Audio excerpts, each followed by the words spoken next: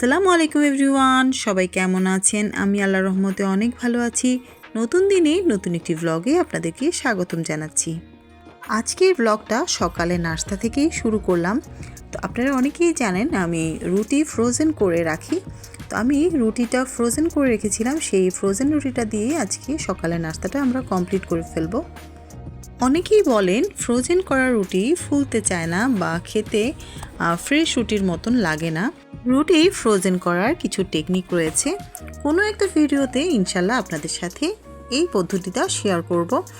তো সকালে নাস্তাটা মোটামুটি কমপ্লিট করার পর আমি একটু বাইরে যাব। আমার বাইরে বেশ কিছু ছোটোখাটো কাজ আছে, আমার হাজব্যান্ডের সাথে একটু বাইরে যেতে হবে।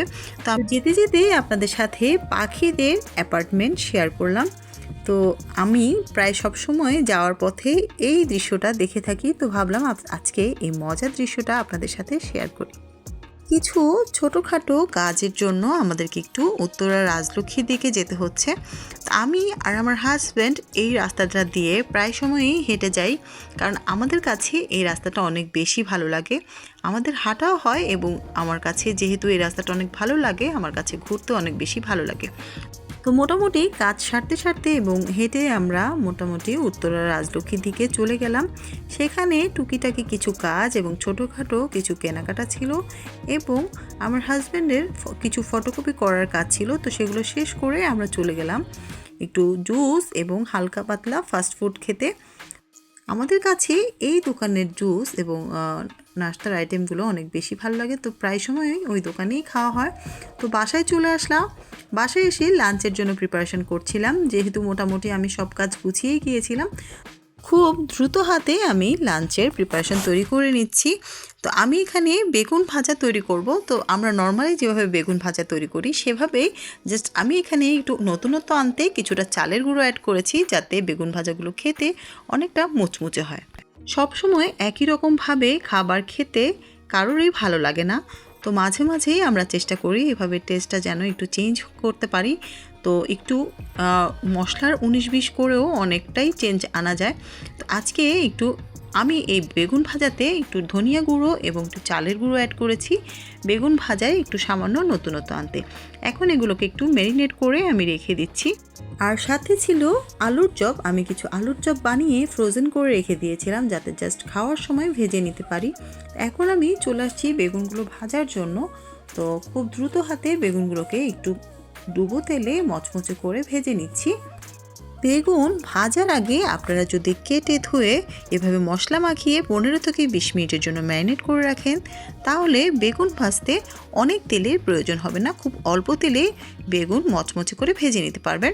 সাথে আমি আলুর চপগুলোও ভেজে নিলাম। এখন আমি খাবারটাকে সার্ভ করব। আমি বাসায় এসে পোলাও রান্না করেছিলাম, আর সাথে ছিল আমার রান্না করা চিকেন রোস্ট। আমি মাঝে মাঝে এভাবে খাবারগুলোকে একটু সুন্দরভাবে পরিবেশন করার চেষ্টা করি। এতে করে আপনি যে খাবারই খান না কেন, তাতে করে খাবারের টেস্ট এবং খাবার খাওয়ার আগ্রহ অনেকাংশেই বেড়ে যায়।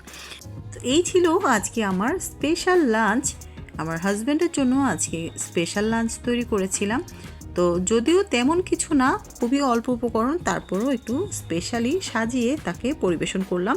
তো দুপুরের লাঞ্চ কমপ্লিট করার পর চলে আসলাম সেলাই মেশিনে ছোটোখাটো কিছু টুকিটাকি বাসার ঘরোয়া কাজগুলো করার জন্য। আমি যদিও তেমন একটা সেলাই ভালো করতে পারি না, তারপরও বাসার টুকিটাকি এবং হালকা পাতলা যেগুলো জরুরি জিনিস সেগুলো চেষ্টা করি টেইলার্সে না দিয়ে আমি নিজেই করে নেওয়ার। এইসব টুকিটাকি কাজগুলো আমরা গৃহিণীরা অনেকেই করতে পারি। তো সন্ধ্যার দিকে আমার হাজব্যান্ড একটু বাইরে গিয়েছিল, আসার সময় সে নিয়ে এসেছিল শীতকালীন চিতই পিঠা ও সাথে কয়েক রকমের ভর্তা। এই চিতই পিঠা ও ভর্তা শীত আসলে শীতের প্রতি সন্ধ্যায় মোটামুটি আমার বাসায় আনা হয় এবং আমি অনেক পছন্দ করে খাই বলে আমার হাজব্যান্ড প্রায় এই পিঠাটা আমাদের জন্য নিয়ে আসে। অনেক স্পাইসি ভর্তাগুলো দিয়ে চিতই পিঠা খাওয়ার পর এক কাপ চা না হলেই হয় না। তো চাটা শেষ করার পর দেখলাম আমার ছোট মেয়ে গান ছেড়ে সুন্দর করে নাচছিল। তো সেই ভিডিওটা এবং সেই ফুটেজটা আপনাদের সাথে শেয়ার করলাম।